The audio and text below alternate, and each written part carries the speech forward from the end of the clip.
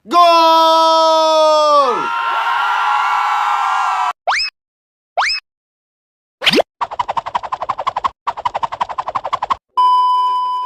Sa video na ito mga lodi tuturuan niya kayo kung paano gumamit ng martilyo ng tama at kung paano magpako ng tama, upang makaiwas sa aksidente na kadalasan nangyayari.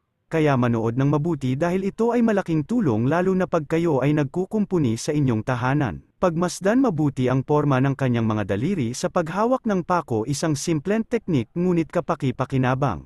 Ayan at magsisimula na siya kaya walang kukurap walang hihinga upang matuto ng bagong kaalaman. Mabuti na lang at may mga taong tulad niya na nagbabahagi ng kaalaman, kaya naman huwag kalimutan mag-follow sa kanyang Facebook at mag-subscribe sa kanyang YouTube channel mga lodi. Ano itutuloy mo pa ba yan? Puro ka porma hayop ka pukpok na ng magkaalaman na.